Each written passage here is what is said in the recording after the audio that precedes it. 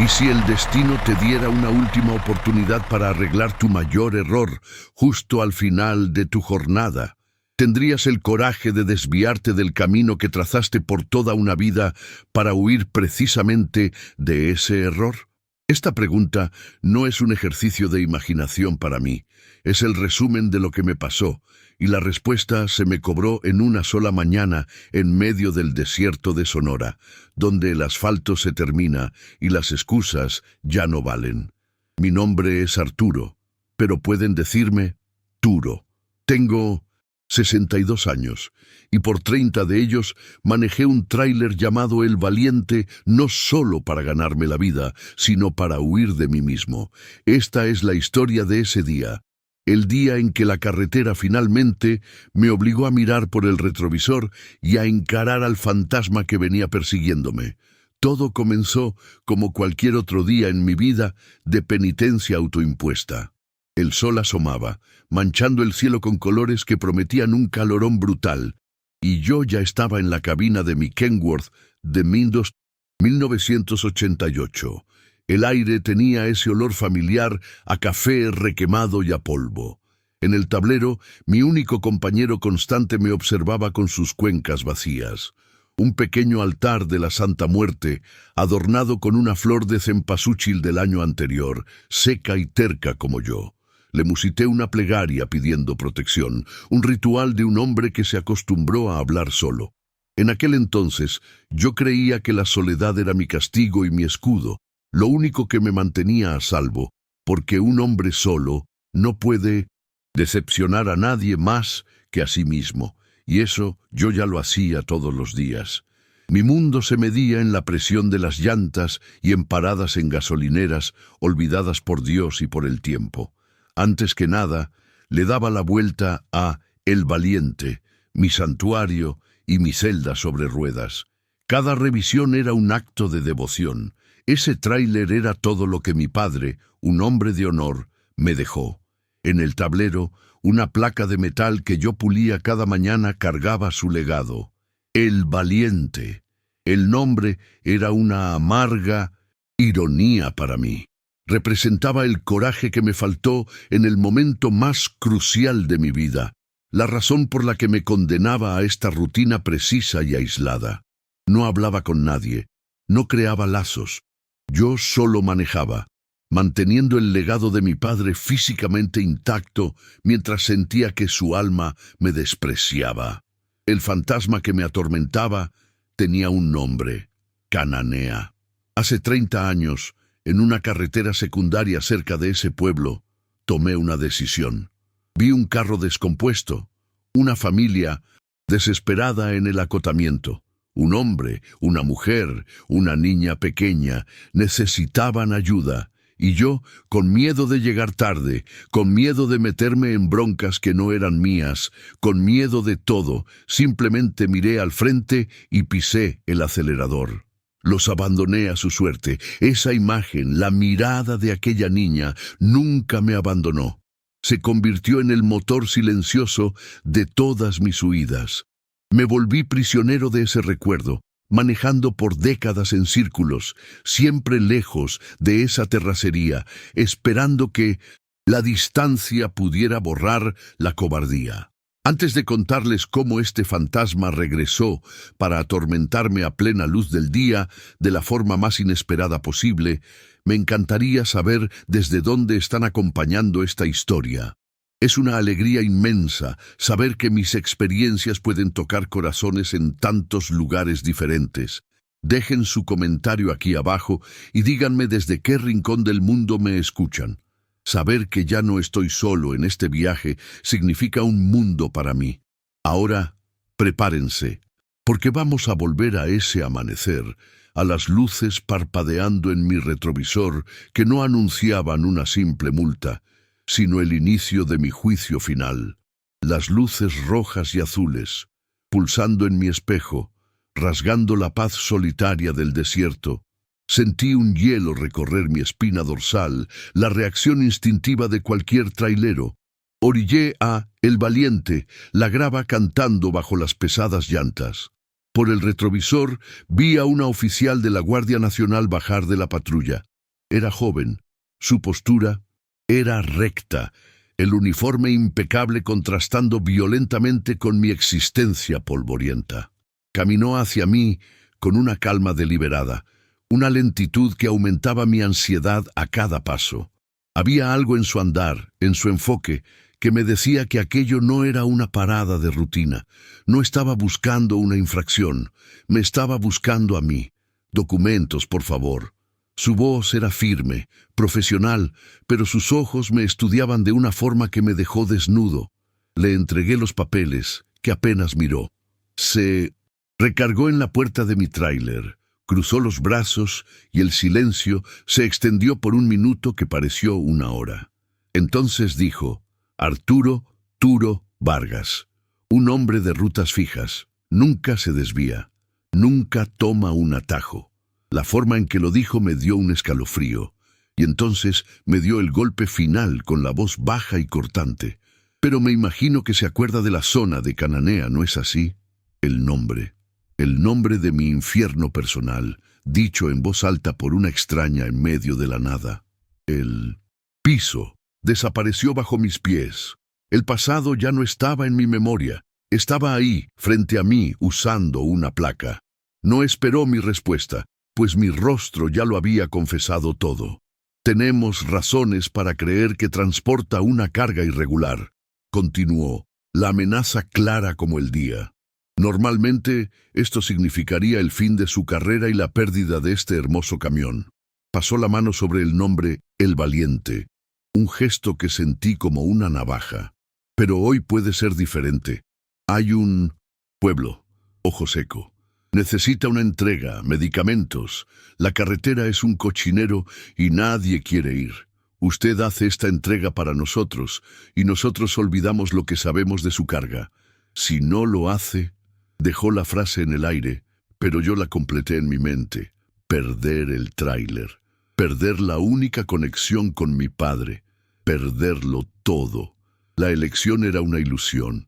Era una trampa perfecta, montada con las piezas de mi propia vida.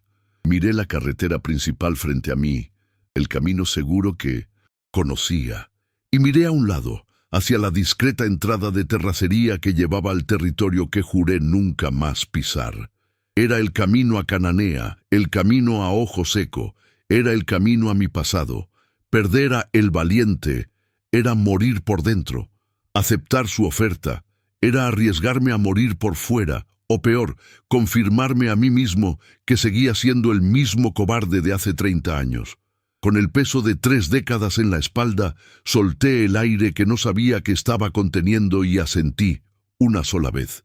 Giré el volante, y el sonido de la grava bajo las llantas fue el sonido de una promesa rompiéndose para que otra, mucho más antigua, pudiera quizá cumplirse. La transición fue un golpe. El suave ronroneo del motor en el asfalto fue reemplazado por una protesta violenta de toda la estructura de El Valiente. La terracería era un campo de batalla de piedras y baches. Cada sacudida era una puñalada en mi espalda y una tortura para la suspensión de mi viejo camión. El polvo se levantaba en olas, sofocantes, invadiendo la cabina, cubriendo todo con una fina capa marrón, el olor a tierra seca dominando el ambiente. Luchaba con el volante, mis brazos tensos, mis nudillos blancos. El paisaje alrededor era hostil, lleno de cactos retorcidos y arbustos espinosos que parecían garras queriendo arañar la carrocería. Fue entonces, a menos de una hora de viaje, que el desierto decidió ponerme a prueba de verdad. Un estruendo seco y violento, como un disparo, retumbó, y el tráiler se ladeó con una fuerza brutal, una llanta. La delantera derecha se había ido al diablo. Apagué el motor y el silencio que se instaló fue más pesado que cualquier ruido. Abrí la puerta y el aire que entró en la cabina no fue un alivio. Fue una bofetada de calor seco y polvo. Bajé despacio, sintiendo cada uno de mis 62 años en las rodillas. Me quedé ahí, parado junto a mi gigante herido, mirando la llanta delantera derecha. Estaba completamente destrozada, con los alambres de acero expuestos como las costillas de un animal muerto. El sol me castigaba, el sudor ya escurría por mi frente y se mezclaba con el polvo, creando un lodo fino en mi piel. Miré a mi alrededor. Nada. Solo la inmensidad silenciosa y hostil del desierto de Sonora. Saguaros que parecían centinelas silenciosos y el cielo de un azul tan intenso que dolía. Por primera vez en mucho tiempo, la soledad que yo cultivaba como un jardín enfermo no me trajo consuelo, sino un pavor primitivo. Era una advertencia, una señal de la Santa Muerte, de la carretera, de Dios, para que regresara, para que aceptara mi destino de cobarde y no intentara ser algo que no era. Mientras la desesperación comenzaba a clavar sus garras en mí, otra imagen se superpuso al paisaje árido.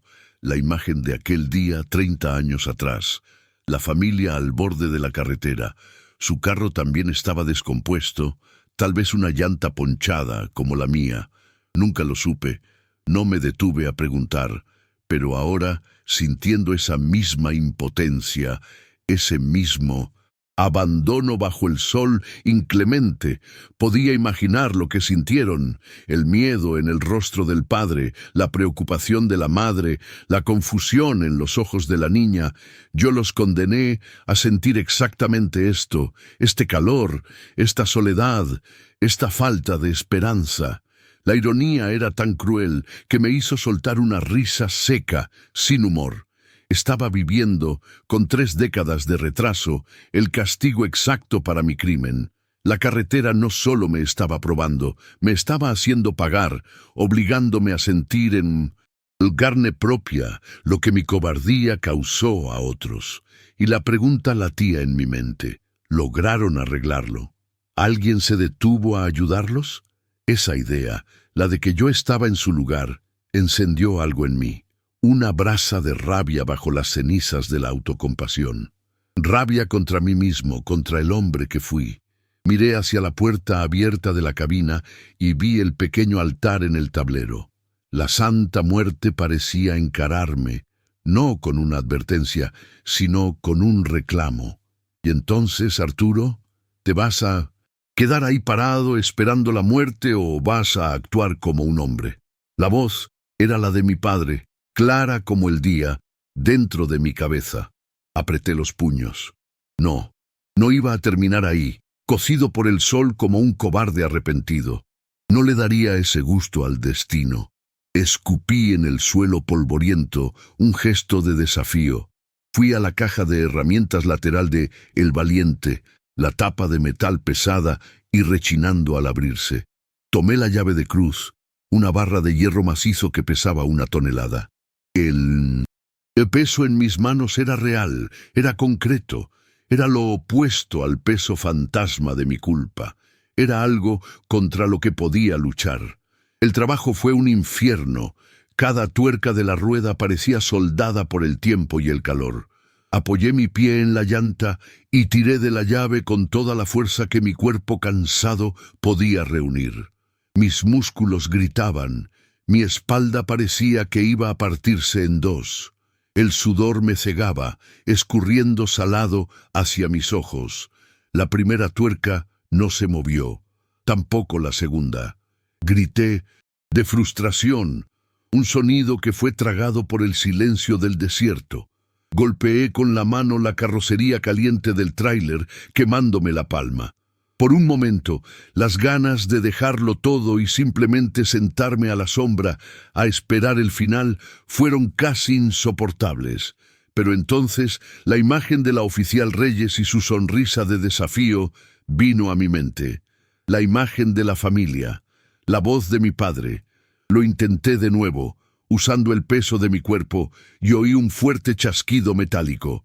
La tuerca había cedido. Ese pequeño sonido fue la victoria más grande que había tenido en años. Una por una, Luché con las otras tuercas en una batalla de pura terquedad contra el metal y el óxido. Me tomó casi 2 horas, 2 horas de esfuerzo brutal para quitar la llanta destrozada y poner la de refacción, que por suerte estaba en buenas condiciones. Cuando la última tuerca estuvo apretada, simplemente me desplomé. Caí de espaldas en la tierra caliente, con todo el cuerpo temblando de agotamiento, cubierto de grasa y polvo de la cabeza a los pies. Mi camisa estaba empapada en sudor, pegada a mi pecho. Me quedé ahí, mirando el cielo azul, el pecho jadeante, los pulmones ardiendo. Estaba hecho un asco, pero lo había logrado. Solo. Yo, Arturo Vargas, el viejo trailero, había domado a la bestia de hierro en medio de la nada. Una ola de satisfacción, pura y simple, lavó mi cansancio. No era orgullo arrogante, era la alegría silenciosa de un hombre que se había demostrado a sí mismo que podía. Tomé mi cantimplora y bebí el último trago de agua tibia, que bajó por mi garganta como el mejor de los vinos. Ya no era una víctima de la carretera, era parte de ella, luchando por sobrevivir. Me levanté con dificultad, las articulaciones tronando en protesta. Guardé las herramientas, cada una pareciendo pesar el doble que antes. Antes de entrar a la cabina, le di una palmada suave a la llanta nueva, un gesto de complicidad. «Buen trabajo, valiente», murmuré. Al dar marcha, el motor rugió de vuelta a la vida y me pareció diferente, más fuerte. O tal vez quien era diferente era yo. La cabina, antes una prisión, ahora parecía un refugio que yo mismo había defendido. El volante se sentía más firme en mis manos. La terracería adelante seguía siendo aterradora, pero el miedo ya no era paralizante. Ahora había un respeto, una comprensión. Sabía que la carretera podía romperme, pero también sabía que yo podía arreglarme. Continué manejando, más despacio, con más cuidado. Cada metro conquistado era una pequeña victoria contra el fantasma que me mandó para allá. La tarde ya avanzaba cuando la carretera se angostó, pasando por un desfiladero estrecho con formaciones rocosas a ambos lados. Era un punto ciego, un lugar perfecto para una emboscada. Y como si el guión de mi día de pruebas ya estuviera escrito, allí estaba. Una vieja camioneta Ford, cayéndose a pedazos y echando humo negro, bloqueaba el paso. 2 hombres estaban recargados en ella, con los brazos cruzados. No, había que ser un genio para saber quiénes eran. Rateros, ladrones de caminos, que se aprovechaban de viajeros solitarios en rutas como esa. Sentí que la sangre se me helaba de nuevo, pero esta vez la sensación fue diferente. El miedo estaba ahí, pero mezclado con una rabia fría. No había pasado por todo eso, cambiado una llanta bajo el sol del diablo, para que me detuvieran 2 oportunistas. Reduje la velocidad, la mente trabajando rápido, buscando una salida. Es curioso cómo funciona la vida. Apenas ganas una batalla contra el fierro y el sol, y ya aparece otra, con ojos y malas intenciones. A veces, uno solo quiere un minuto de paz, un momento para respirar y sentir que ganó, ¿no? Pero los desafíos siguen llegando, uno tras otro. Si historias como esta, de lucha y de la terquedad de un viejo por no rendirse, te tocan de alguna forma, considera suscribirte al canal. Cada nueva persona que decide acompañar este viaje me da más fuerza y me recuerda que ya no estoy hablando solo. Ayuda. Mucho a seguir compartiendo estas memorias con ustedes. Ahora déjenme contarles cómo lidié con esos 2. Me hicieron señas para que me detuviera. Uno de ellos, más flaco y con una mirada de rata, caminó hacia mi ventanilla. El otro, más grande y con una cicatriz en la cara, se quedó cerca de su camioneta observando. Sabía que el enfrentamiento físico era un suicidio. Yo era un viejo exhausto.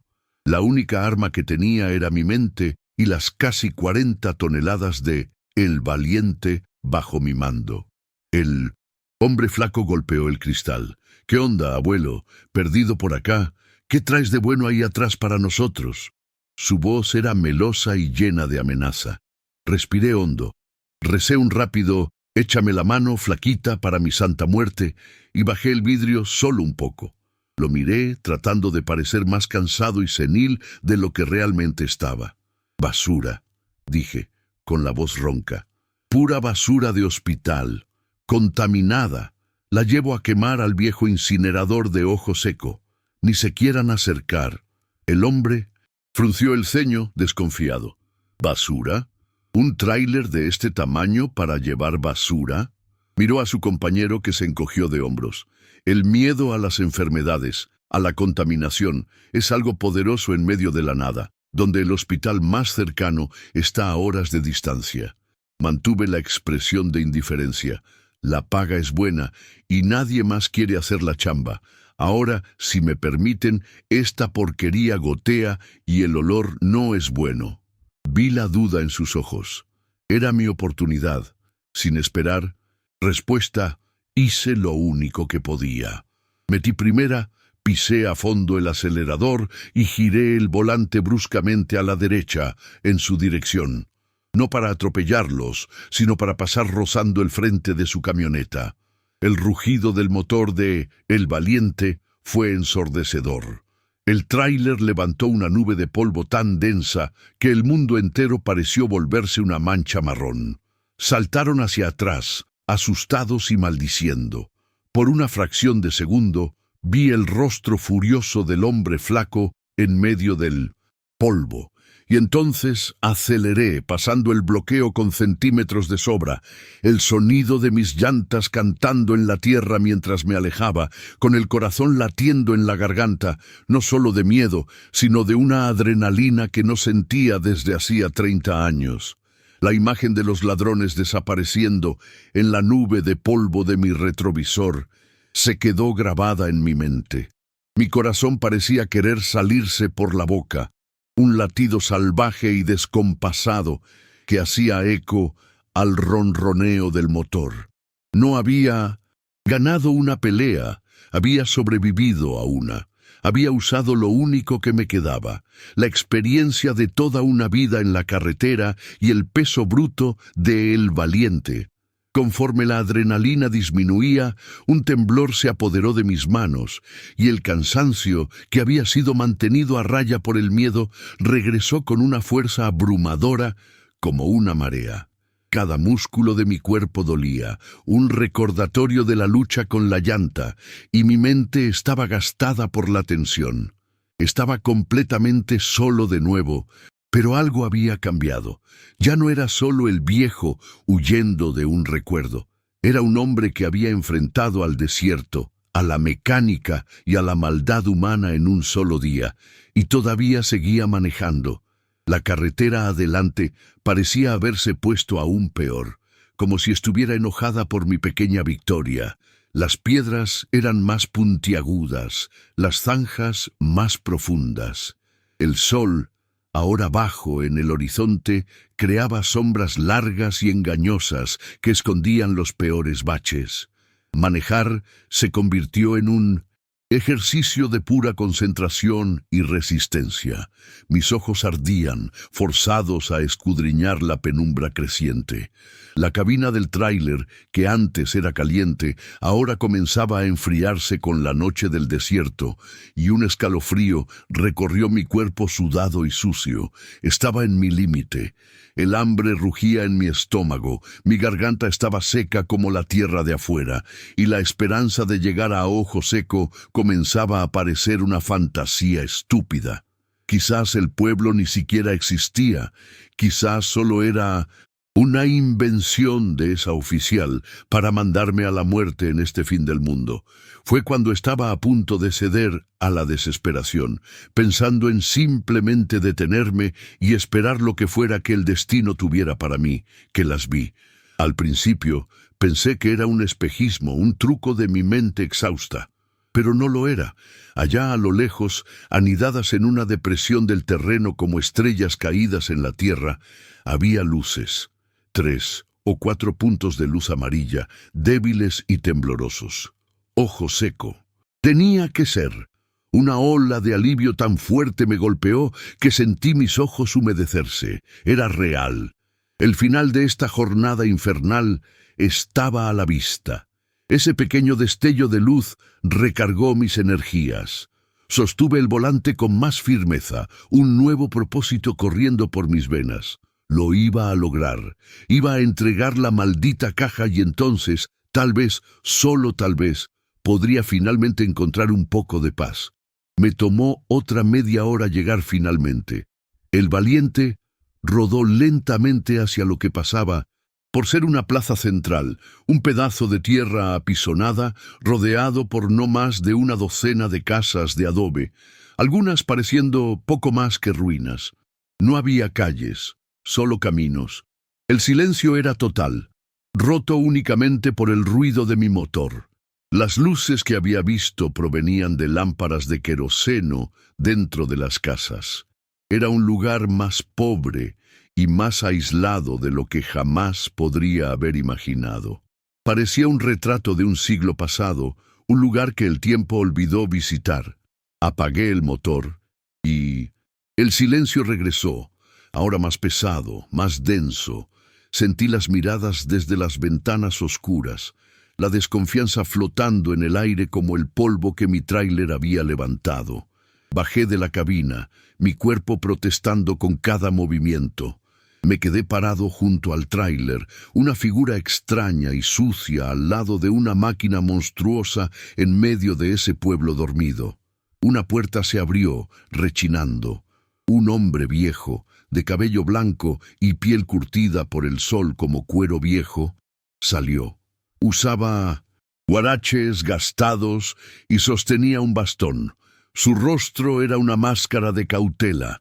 Otras personas comenzaron a salir de sus casas, hombres y mujeres, pero mantuvieron la distancia, formando un semicírculo silencioso y observador. El anciano se acercó. ¿Qué quiere un hombre como usted, con un camión como ese en Ojo Seco en medio de la noche?, preguntó, la voz grave y desconfiada. Respiré hondo, el aire frío de la noche quemando mis pulmones. Me llamo Arturo. La Guardia Nacional me envió. Traje medicinas. El anciano me miró, luego a mi tráiler y después a su gente. No demostró sorpresa ni alivio, solo más sospecha. ¿La Guardia Nacional? Escupió el nombre como si fuera veneno. Ellos nunca vienen aquí, a menos que sea para causar problemas. ¿Por qué mandarían medicinas? ¿Y por qué con usted? Su desconfianza era una muralla. Tomé la caja de cartón del asiento del copiloto y se la mostré. No sé de sus problemas con ellos, solo sé que me mandaron a entregar esto. Dijeron que era importante. El viejo se acercó, miró la caja pero no la tocó. Me miró a los ojos y dijo las palabras que hicieron que mi corazón se desplomara. No queremos nada de ellos. Llévese eso. No necesitamos regalos que vienen con deudas o balazos después. Váyase. Me quedé sin palabras. Yo no podía creerlo. Después de todo, la llanta ponchada, el sol, los rateros, el camino del infierno, todo para ser rechazado. Pero son medicinas, insistí, la voz saliendo más desesperada de lo que quería. La mujer dijo que las necesitaban. Otro hombre más joven dio un paso al frente. Lo único que necesitamos es que gente como usted y su guardia nos dejen en paz. La última vez que aceptamos ayuda del gobierno, perdimos 2 de nuestros mejores pozos de agua a manos de una minera que ellos escoltaban. No somos tontos, viejo. Tome su caja y lárguese de aquí. Su decisión era final, estampada en el rostro de cada uno de los aldeanos que me miraban con una mezcla de miedo y hostilidad. Mi oportunidad de redención, la razón de todo ese sufrimiento, se había hecho humo. El peso de la derrota me aplastó. Era una sensación familiar, la misma que sentí 30 años atrás cuando elegí acelerar en lugar de detenerme. Fracaso. Era el sabor amargo en mi boca. Había fallado de nuevo. Ya no había nada que decir. Asentí lentamente, la cabeza pesada, y puse la caja de vuelta en la cabina. Cada movimiento era lento, mecánico. Los aldeanos no se movieron, solo observaban, asegurándose de que realmente me fuera. Subí de nuevo a El Valiente. Cerré la puerta y el sonido pareció sellar mi destino. Giré la llave y el motor cobró vida. El ruido una afrenta al silencio acusador del pueblo. Comencé a maniobrar el tráiler para dar la vuelta, para tomar el camino oscuro de regreso a mi mundo de culpa y soledad. Yo era solo un repartidor con un paquete rechazado y un cobarde que, incluso cuando lo intentó, no pudo hacer lo correcto. Mientras giraba el tráiler, el haz de mis faros barrió el frente de las casas de adobe. Por un instante iluminaron una puerta abierta. Una mujer estaba parada allí, sosteniendo a una niña en brazos. Y la vi. Vi el rostro de la niña, pálido, los ojos grandes y febriles, la respiración corta, difícil. No debía tener más de 7 u 8 años, y en ese momento el tiempo se detuvo. Ya no era la hija de una extraña. Era la misma niña de la carretera, 30 años atrás. Era la misma mirada de vulnerabilidad inocente que me había atormentado en incontables noches de insomnio. Era mi fantasma, encarnado frente a mí, dándome una última, imposible oportunidad de no darle la espalda. El aire se escapó de mis pulmones. El pasado y el presente chocaron con la fuerza de un tren. Mi pie golpeó el freno por puro instinto. El Valiente se detuvo con una sacudida, levantando otra nube de polvo. Los aldeanos se asustaron, pensando que tal vez iba a hacer alguna locura, pero apenas los noté. Mis ojos estaban fijos en la imagen de esa puerta, incluso después de que mis faros ya habían pasado. La niña enferma. Su rechazo no era por orgullo, era por miedo, un miedo que yo entendía muy bien. Pero el rostro de esa niña, eso lo trascendía todo. Ya no se trataba de la oficial Reyes, no se trataba de mi promesa, no se trataba del tráiler, ni siquiera se trataba de perdonarme a mí mismo. Se trataba de ella. Se trataba de no ser el hombre que le da la espalda a una niña enferma. No otra vez. Nunca más. Apagué el motor. El silencio regresó, pero esta vez no estaba vacío.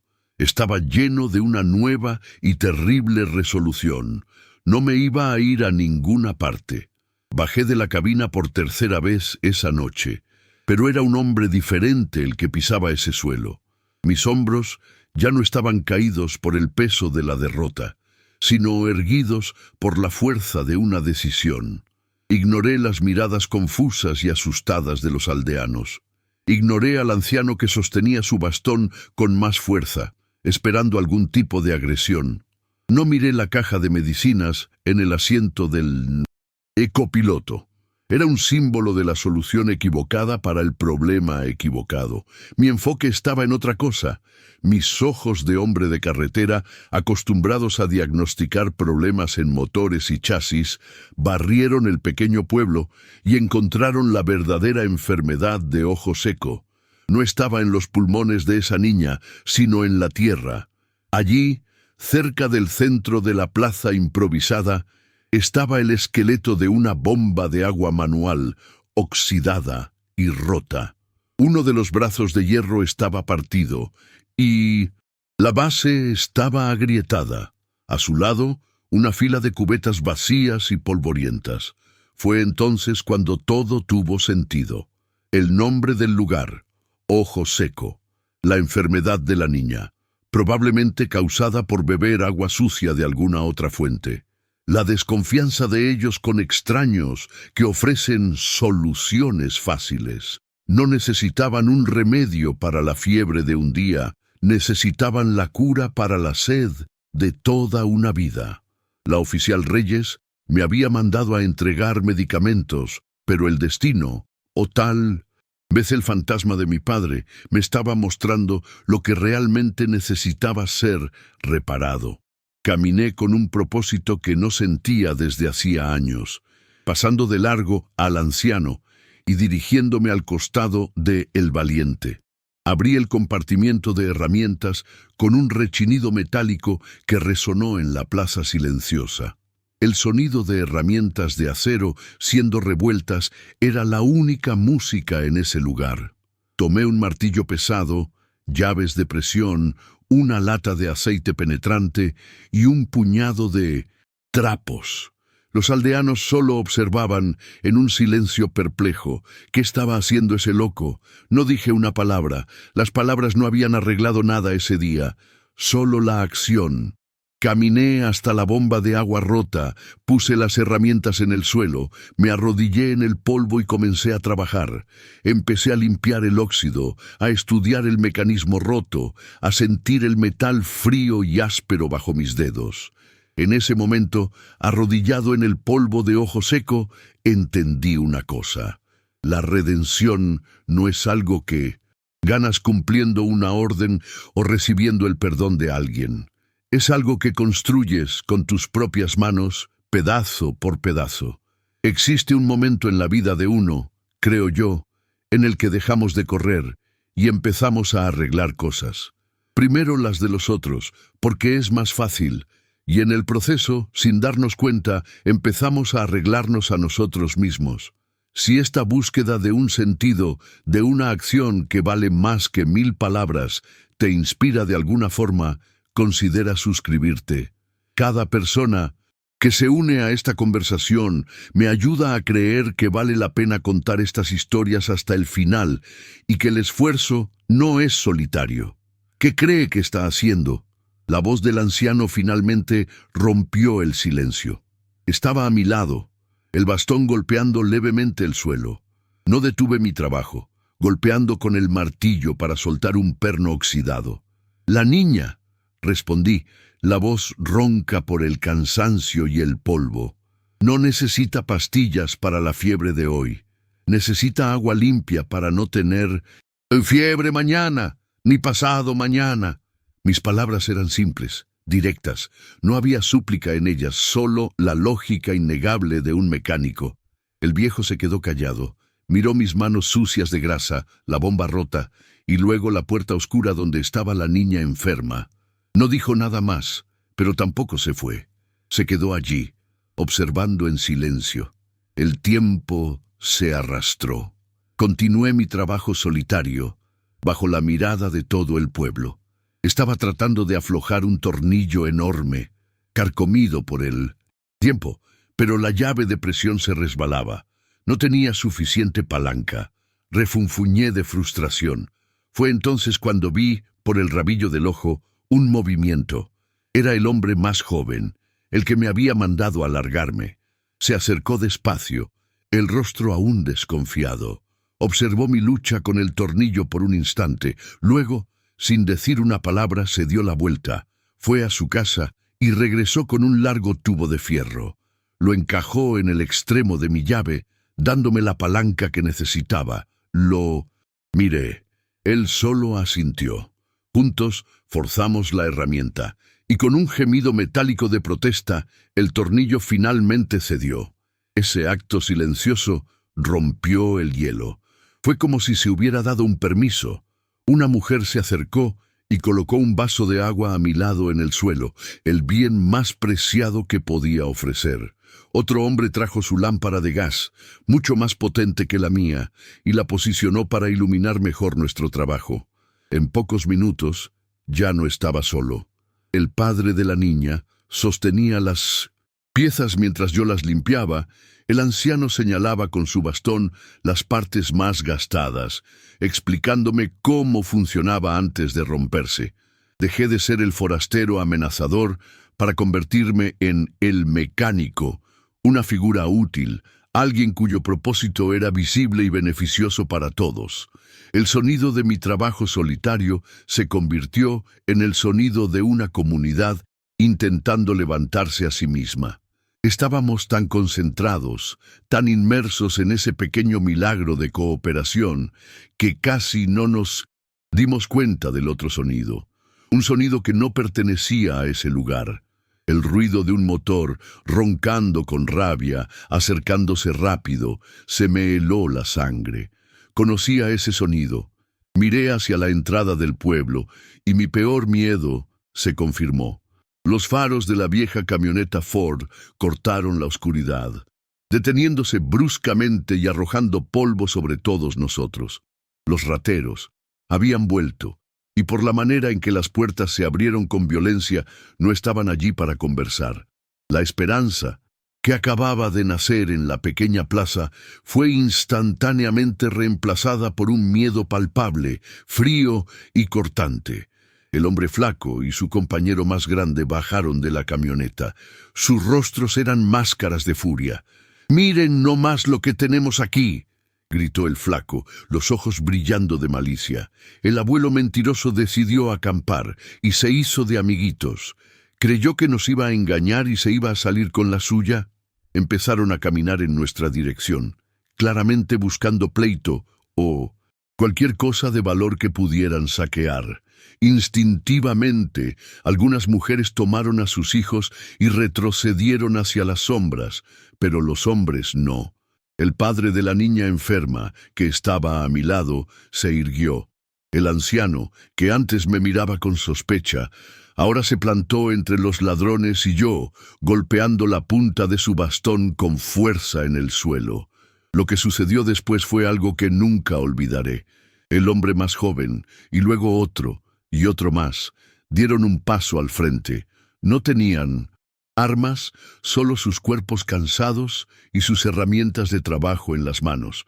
Formaron una línea irregular, una barrera humana y frágil entre los bandidos y la bomba de agua donde yo seguía arrodillado. No me miraron. Sus ojos estaban fijos en los ladrones. Ya no estaban protegiendo a un extraño, estaban protegiendo su pozo, estaban protegiendo el trabajo que acababan de iniciar, estaban protegiendo la primera gota de esperanza que habían visto en años. Los ladrones se detuvieron, sorprendidos por esa resistencia inesperada. El aire se volvió pesado, cargado de una tensión que se podía cortar con un cuchillo, y yo, en el centro de todo, continué trabajando en la bomba, porque me di cuenta de que mi coraje para no detenerme era lo que alimentaba su coraje para no retroceder. El líder de los ladrones, el flaco, soltó una risa burlona, pero sus ojos no reían. Bailaban entre los rostros decididos de los aldeanos y mi figura arrodillada. ¿Qué es esto? ¿Un ejército de muertos de hambre? ¿Creen que pueden detenernos con palos y desarmadores?, escupió en el suelo cerca del pie del anciano. Solo queríamos el tráiler, pero ahora creo que nos vamos a divertir un poco con su valentía. Sacó una navaja, la hoja oxidada brillando bajo la luz de la lámpara. La línea de hombres vaciló, pero nadie corrió. El miedo era una cosa viva entre nosotros, un animal gruñendo en la oscuridad, pero la terquedad era más fuerte. Estaban defendiendo lo único que tenían. Continué con mi trabajo. Mis manos no temblaban. Cada vuelta que le daba a una tuerca, cada golpe del martillo, era un mensaje. Era mi respuesta. No voy a parar. No les voy a dar la satisfacción de intimidarme. No voy a abandonar este trabajo. El sonido metálico y rítmico de mi reparación se convirtió en el corazón de su resistencia. Los ladrones se estaban irritando cada vez más con mi indiferencia. La negativa a encararlos, a darles el miedo que querían, los estaba volviendo locos. El grandulón dio un paso al frente, pero el flaco lo detuvo con un gesto. Caminó hacia mí, su sombra cubriéndome. Quería que lo mirara. Necesitaba que lo mirara. Pateó mi caja de herramientas, esparciendo llaves y tornillos por el polvo. «Te estoy hablando a ti, viejo sordo y estúpido». Se agachó, el rostro a centímetros del mío, el aliento agrio golpeándome. «¿Vas a parar con esta payasada y me vas a dar las llaves de tu camión, o voy a usar esa cara de ruco que tienes para limpiar mi navaja?» El tiempo pareció congelarse. El silencio era total. Los aldeanos contuvieron la respiración. La violencia estaba a un hilo de estallar. Y fue en ese preciso instante, en la cúspide de la tensión, que un sonido distante cortó la noche. Un sonido que no pertenecía a ese mundo de polvo y desesperación. Un sonido agudo, creciente, una sirena. Todas las miradas, incluidas las de los ladrones, se giraron instintivamente en dirección a la carretera oscura. La sirena se hizo más fuerte, inconfundible. Poco después, un par de potentes faros apareció, convirtiendo el polvo del aire en un túnel de luz. Era una patrulla de la Guardia Nacional. No venía a toda velocidad, sino que se acercó con una calma deliberada y amenazadora, deteniéndose a una distancia que iluminaba toda la escena como un escenario de teatro. Los ladrones se quedaron paralizados, atrapados en el acto. La puerta del conductor se abrió, y de ella salió la oficial Gabriela Reyes. No corrió, no sacó su arma, simplemente caminó hacia el centro de nuestro drama, con el peso de la ley en cada paso. Su mirada barrió la escena con una rapidez impresionante. Vio la navaja en la mano del bandido, vio la barrera de aldeanos, vio mis manos sucias de grasa en la bomba de agua y la caja de medicinas intacta en mi tráiler. Lo entendió todo en un parpadeo. No me miró a mí. Sus ojos se fijaron en el líder de los rateros. Se detuvo a pocos metros de él, la mano descansando tranquilamente sobre la funda de su pistola, pero sin intención de usarla. La autoridad que emanaba era tan palpable que el aire a su alrededor parecía más denso. El silencio regresó, pero ahora era el silencio de ella, y todos nosotros éramos solo personajes en su escena. César y Miguel, dijo, la voz calmada pero cortante como vidrio roto, llamando a los dos ladrones por sus nombres. Creí haber sido clara la última vez que hablamos sobre esta zona. Creí que habían entendido que Ojo Seco estaba fuera de los límites. La mandíbula del hombre flaco, César, cayó. Ya no era el depredador, era solo un delincuente atrapado por la maestra. Tienen dos opciones. La primera, se suben a su carcacha, se largan ahora, y no vuelvo a ver sus caras por aquí nunca más. La segunda, se quedan, y tendré el inmenso placer de llevarlos a una larga charla en Hermosillo sobre todos sus asuntos pendientes. Sonrió, una sonrisa sin pizca de humor. La elección es suya. No hubo discusión. En menos de un minuto, los dos estaban dentro de la camioneta, arrancando y desapareciendo en Mindodesín. La oscuridad de donde vinieron, dejando atrás solo el polvo y la humillación. Con la amenaza evaporada, fue como si todo el pueblo pudiera respirar de nuevo. La tensión se disipó, y los hombres bajaron sus herramientas, mirándose unos a otros con una mezcla de alivio y un nuevo tipo de orgullo. La oficial Reyes caminó hacia mí. Miró la bomba, las piezas esparcidas, mis manos. Luego miró al anciano y al padre de la niña enferma. Un entendimiento silencioso pasó entre ellos. No necesitó preguntar qué había pasado. Vio el trabajo, vio la unión. Vio que la verdadera entrega no estaba en la caja de cartón, sino allí, en esas piezas de metal que estaban siendo devueltas a la vida. «Vamos a terminar esto», le dije al padre de la niña, y él asintió con fervor. Con su ayuda y la de otros dos hombres, hicimos el último ajuste, encajando el brazo de la bomba que habíamos logrado remendar con un tornillo y alambre de mi tráiler.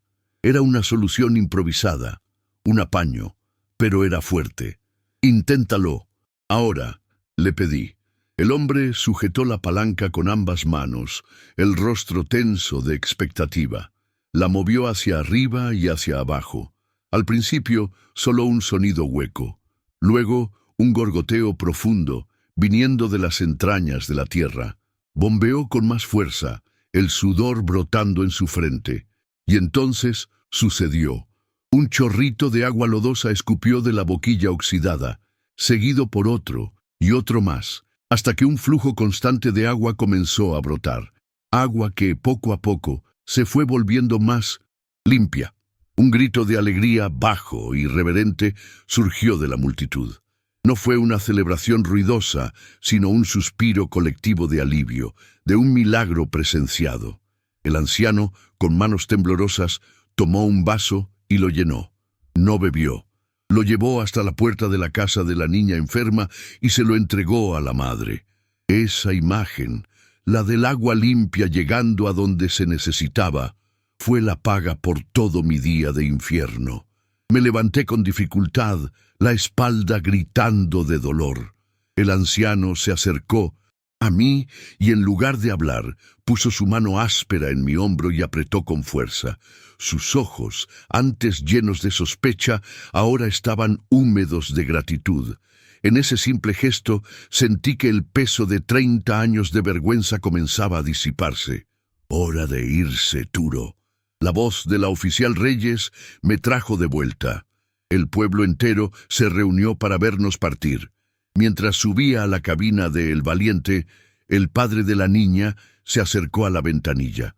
Parecía querer decir muchas cosas, pero todo lo que logró decir fue «Gracias». Turo usó mi apodo, el nombre que solo los de la carretera conocían. Y en esa única palabra, dicha con tanto respeto, me sentí más en casa que en cualquier otro lugar. Arranqué el motor, el sonido ahora familiar y reconfortante. Seguí las luces traseras de la patrulla de Reyes, dejando atrás el pueblo de Ojo Seco, no como el lugar de mi fracaso, sino como el lugar donde, finalmente, había dejado de huir. La carretera oscura frente a mí ya no parecía tan aterradora.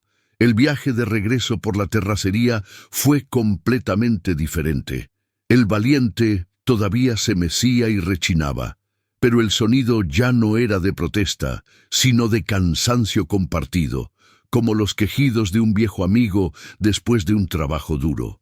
Seguía las luces rojas de la patrulla de la Guardia Nacional, pero no como un prisionero. Me sentía como un socio en un crimen extraño.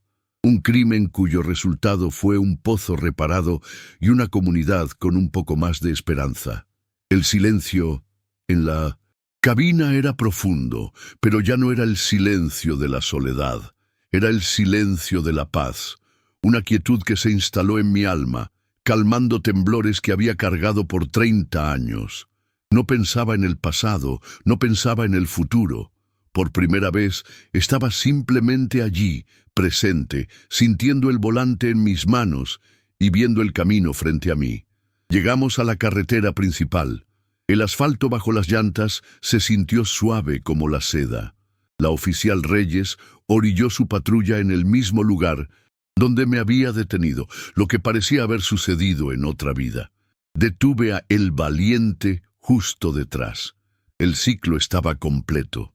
Nos quedamos allí por un momento, los motores encendidos, en una pausa silenciosa. Sabía que la historia aún no había terminado. Faltaba el epílogo. Faltaba la respuesta a la pregunta que ardía en mi mente desde que ella pronunció la palabra cananea. Vi por el retrovisor que apagaba la patrulla, tomaba su tabla con papeles y bajaba. Caminó hacia mi ventanilla de la misma manera calmada y deliberada de antes. Pero ahora yo ya no sentía miedo, solo una inmensa y cansada curiosidad. Se recargó en mi puerta, igual que la primera vez, pero ahora no había amenaza en su mirada, solo una especie de evaluación final, un análisis. Nos quedamos en silencio por un instante, escuchando el sonido del viento del desierto. Fui yo quien rompió el silencio. No había ninguna carga irregular, ¿verdad?, pregunté, la voz firme. Nunca la hubo. Me miró y una leve sonrisa, la primera que le veía que no era de desafío, asomó en sus labios. No, Turo, nunca la hubo. Suspiró, un suspiro que parecía cargar el peso de una larga historia. Pero necesitaba una excusa para sacarte de tu ruta, para hacerte dar vuelta en esa carretera. ¿Por qué?, pregunté, la única palabra que importaba. Ella desvió la mirada hacia el horizonte, donde las primeras señales del amanecer comenzaban a aclarar el cielo. Mi abuelo, empezó, la voz ahora más suave, personal. Mi abuelo solía contar una historia, la historia de un día, hace muchos años, cuando su carro se descompuso en una terracería cerca de Cananea. Estaba con mi abuela y su hija pequeña. Dijo que un trailero en un gran y valiente Kenworth pasó junto a ellos. El hombre redujo la velocidad, los miró y luego siguió su camino, dejándolos atrás. Hizo una pausa y me miró directamente a los ojos. Yo era esa hija pequeña, Turo. Mi corazón dio un vuelco. El aire se quedó atrapado en mis pulmones. Ella, era ella, la niña. El fantasma que me persiguió durante toda mi vida adulta estaba allí, frente a mí, vistiendo un uniforme y cargando el peso de ese recuerdo junto conmigo. No pude decir nada. Ella continuó, la voz entrecortada por una emoción contenida. ¿Sabes? Mi abuelo nunca contó esa historia con rabia o con odio. Siempre la terminaba diciendo lo mismo. Ese no era un hombre malo. Ese era un buen hombre que tomó una mala decisión. Se negaba a creer que fueras un cobarde. Decía que el miedo hace que la gente buena haga cosas estúpidas. Murió hace 5 años, dijo la voz baja, y esa pregunta se quedó conmigo. ¿Cuál de los dos eras, el buen hombre o el cobarde? Cuando me transfirieron a esta región busqué a un trailero veterano con un Kenworth antiguo que todavía hiciera las mismas rutas. Y te encontré.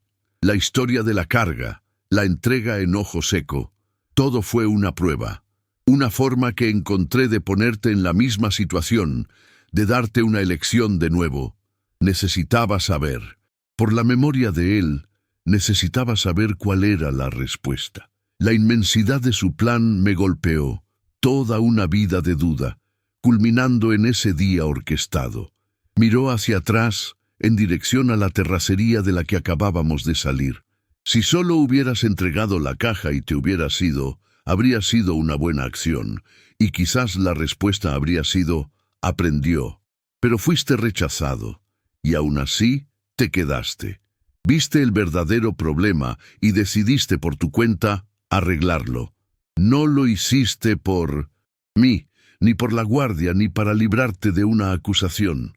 Lo hiciste por ellos, por la niña. Se volvió hacia mí, los ojos húmedos. Ahora sé la respuesta, Turo. Mi abuelo tenía razón. Eres un buen hombre. Sus palabras no fueron un perdón, fueron una confirmación, y lavaron la última mancha de suciedad de mi alma. Se enderezó, volviendo a su postura oficial, pero con una nueva ligereza. No hay ningún reporte sobre usted, Arturo Vargas. Su expediente está tan limpio como siempre. Que tenga buen viaje y buen descanso. Se lo merece. Me dio un último asentimiento con la cabeza, un gesto de profundo respeto. Se dio la vuelta, caminó hacia su patrulla, subió y se fue, desapareciendo en la carretera principal sin mirar atrás.